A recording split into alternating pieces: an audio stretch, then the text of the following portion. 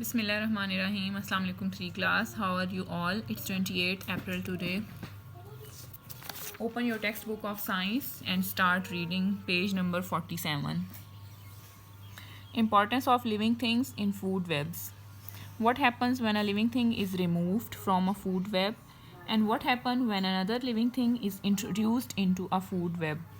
Let's look at two real life examples. उन्होंने कहा है कि फूड वेब्स की में लिविंग थिंग्स की क्या इंपॉर्टेंस होती है, क्या है होगा अगर हम लिविंग थिंग कोई एक लिविंग थिंग किसी फूड वेब में से रिमूव कर दें या फिर इंट्रोड्यूस करवाएं एक नया लिविंग थिंग उसमें एंटर करें, तो क्या होगा, फूड वेब पे क्या असर पड़ता है। सबसे पहले उन्होंने रिमूव करने का बताया कि if we remove an animal from a food web systematically, ठीक है, अगर हम रिमूव करें कोई भी लिविंग ऑर्गेनिज्म तो क्या होगा फूड वेब के साथ। About a century ago, more than 1 lakh grey wolves roamed the western part of United States. The wolves were killed as a resident there saw the wolves as a threat to themselves and their livestock. उन्होंने कहा है कि एक century पहले क्या हुआ है कि 1 लाख ग्रे वुल्व्स जो थे वो यूनाइटेड स्टेट में फिर रहे थे इधर उधर, तो उन वुल्व्स को किल कर दिया वहाँ के रहने वालों ने, वहाँ पे जो रेजिडेंट्स थे रिहायशी वहाँ के, उन्होंने उनको मार दिया क्योंकि वो उन्हें लग रहा था कि वो उनके लिए और उनके जो लिविंग उन्होंने पाले हुए थे जानवर वगैरह उनके लिए वो एक थ्रेट बनते जा रहे थे, क्योंकि वुल्व्स ख़तरा ही थे ना उनके लिए। उन्हें लगा कि हमारे जानवरों को ये हलाक ना कर दें, तो उन्होंने फिर ग्रे वुल्व्स का शिकार कर लिया, मार दिया उनको। तो अगर फूड वेब में से ग्रे वुल्व्स निकल गए तो फिर क्या हुआ। In the end the Wolves were almost wipe out, तो वो फिर सारे वुल्व्स जब उन्होंने मार दिए वहाँ के रहने वाले लोगों ने, तो वुल्व्स ख़त्म हो गए। However the removal of wolves led to more serious problem, लेकिन उनके रिमूवल से ज़्यादा सीरियस प्रॉब्लम क्रिएट हो गया। जो कि उनकी प्रेजेंस से तो डेंजर था ही, थ्रेट था लिविंग ऑर्गेनिजम्स के लिए, लेकिन उनके ख़त्म होने से ज़्यादा प्रॉब्लम क्रिएट हुआ। वो क्या था, let's look at the food web involving the Wolves.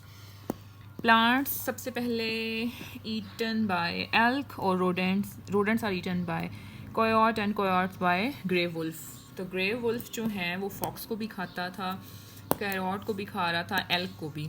फिर जब रिमूव हो गए wolves, the number of कोयोट foxes and elk increase rapidly. जब ग्रे वुल्फ नहीं रहा, किसी ने उनको एल्क कोयोट और फॉक्सेस को खाने के लिए ग्रे वुल्फ नहीं रहे, तो फिर इनका जो नंबर था वो ऑटोमेटिकली इंक्रीज़ हो गया। जाहिर है जब फॉक्स कोयोट एल्क को कोई खाएगा नहीं तो बढ़ेगा ना उनका नंबर। तो जब इनका नंबर बढ़ा तो फिर क्या हुआ, number of foxes decrease and they had to compete with coyote for a common food source. जब इन तीनों का नंबर बढ़ गया तो फॉक्स को कम्पीट करना पड़ा कोयोट और एल्क के साथ, ठीक है। क्यों, क्योंकि उन दोनों का, फॉक्स और कोयोट का फूड सोर्स जो था वो रोडेंट्स था। तो जब ये दोनों ही ज़्यादा हो गए तो दोनों ने ही अपना पेट भरना था, दोनों ने कुछ ना कुछ खाना था, उनको फिर आपस में कम्पीट करना पड़ा एक दूसरे से।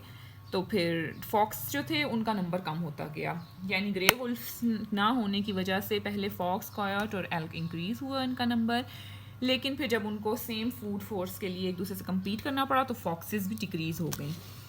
The highland was type of vegetation with the rapid increase of elk per population, which used to be hunted by wolves. With the decrease in vegetation, the elk and rodents were starved to death. Without the rodents, the coyote couldn't survive.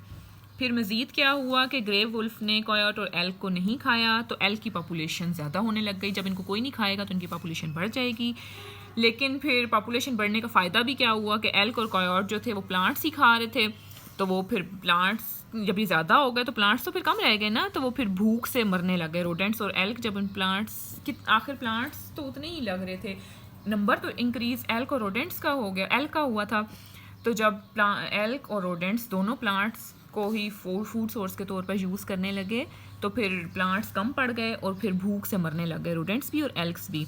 जब rodents ना हुए तो फिर कोयोट भी survive नहीं करे, क्योंकि rodents ही कोयोट जो है वो रोडेंट्स को ही खाते थे। तो अगर कोई लिविंग ऑर्गेनिज्म हम रिमूव करें, जैसे कि इसमें उन्होंने एग्जांपल ग्रे वुल्फ्स की दी थी, तो फिर पूरा फूड वेब डिस्टर्ब होता है कि ग्रे वुल्फ नहीं रहे थे तो फिर फॉक्स का नंबर भी डिक्रीज़ होने लग गया, एल्क और कोयोट इंक्रीज़ हुए उनका नंबर, लेकिन जब फूड सोर्स उनका प्लांट जो था वो उस पर वो इन्हसार करने लगे दोनों चीज़ें, एल्क भी और रोडेंट्स भी, तो फिर ये दोनों भी कम होने लग गए। और फिर जब रोडेंट्स कम हो गए तो फिर कोयोट भी कम हो गए, क्योंकि उनको खाने के लिए नहीं मिला। तो इसका मतलब है कि जब हम कोई लिविंग ऑर्गेनिज्म रिमूव कर देते हैं कोई भी एक ऑर्गेनिज्म भी अगर फूड वेब से रिमूव करते हैं तो इसका असर पूरे फूड वेब पर पड़ता है। ठीक है।